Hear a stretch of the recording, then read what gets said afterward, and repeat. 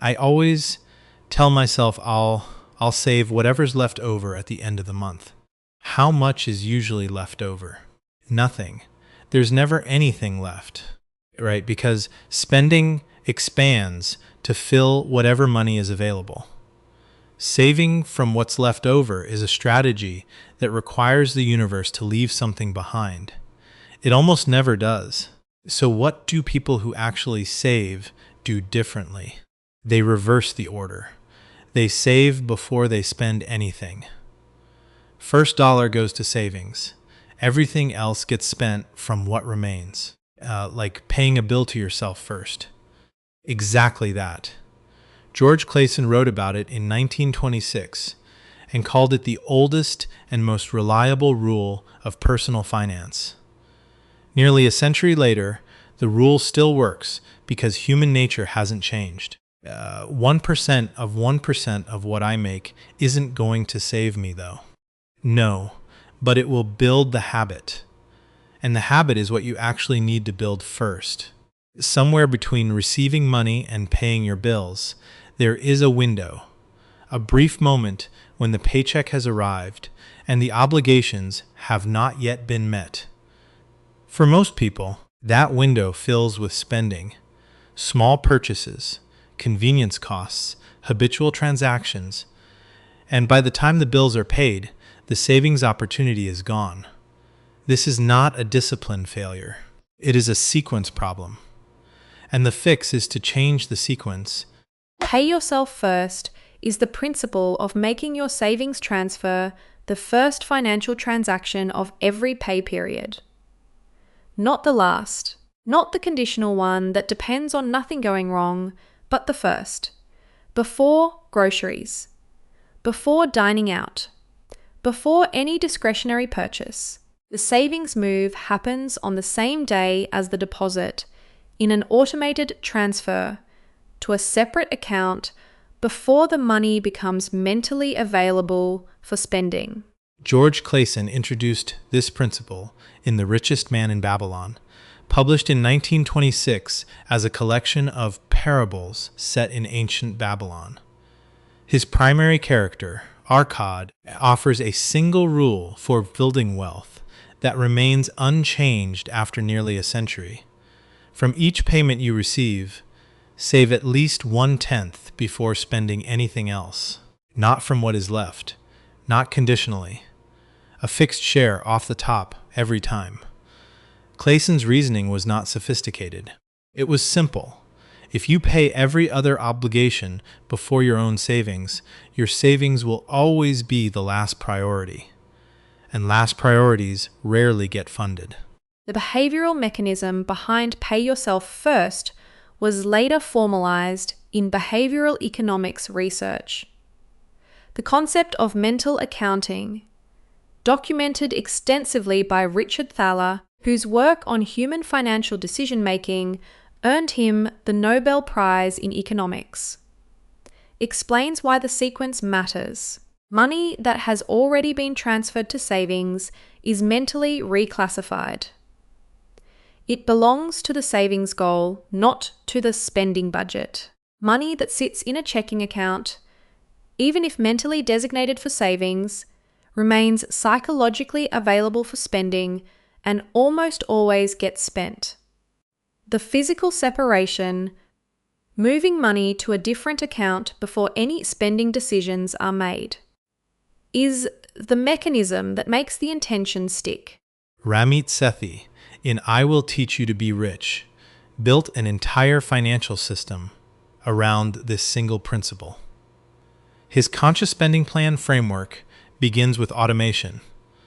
On the day your paycheck arrives, transfers move automatically to your investment account, your savings account, and your fixed bills account before you ever engage with the checking balance.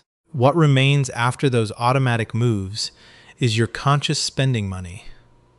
Already guilt-free, already fully cleared for use, because the important things have already happened without requiring any decision from you.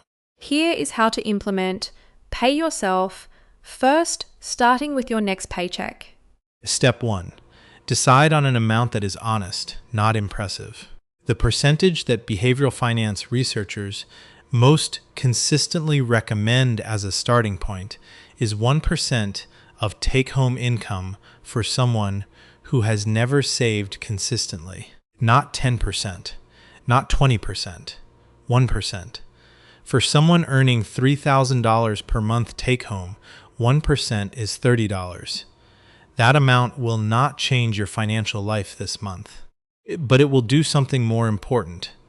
It will establish the behavior pattern, the sequence where saving comes first, in a way that a larger, more aspirational amount often cannot.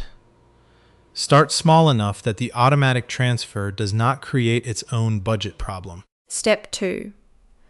Open a separate savings account at a different institution from your checking account.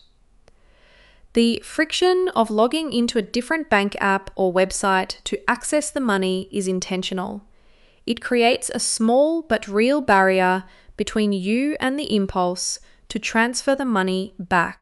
High-yield savings accounts, offered yield savings accounts, offered by online banks without the overhead of physical branches, typically offer interest rates significantly higher than the national average at traditional banks, meaning your savings earns more simply by being placed in the right account. The Federal Reserve tracks national savings account interest rate averages, and the difference between the average traditional savings rate and a high-yield savings account rate and a high-yield savings account rate has historically been substantial. Step 3. Set the transfer to occur automatically on the same date as your direct deposit. Before you see the money in your checking account.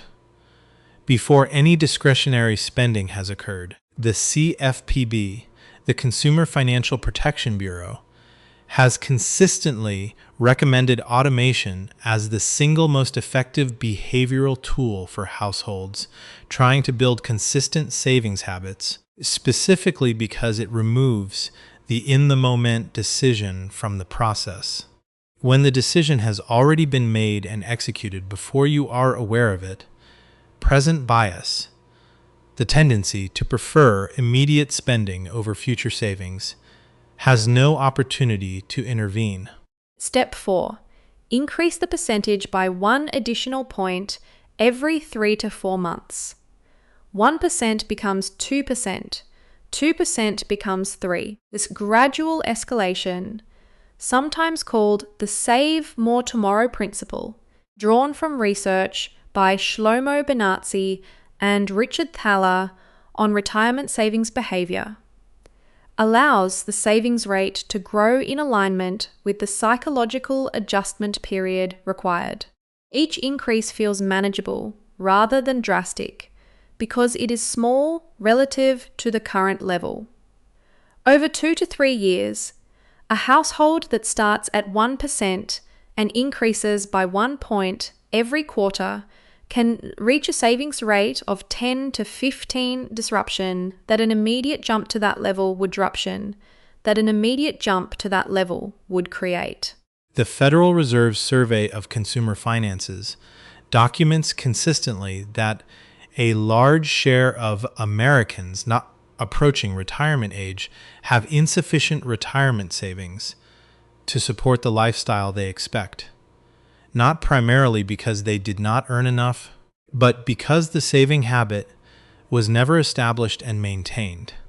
The compounding effect of starting early, even at a small percentage, relative to starting later at a higher percentage, is significant and well documented. The person who saves 5% starting at age 25 will have more at 65 than the person who saves 15% starting at 40. In most compound interest scenarios. Time is the factor that cannot be recovered.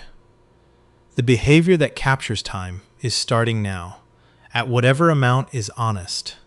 The goal of Pay Yourself First is not to become rich immediately.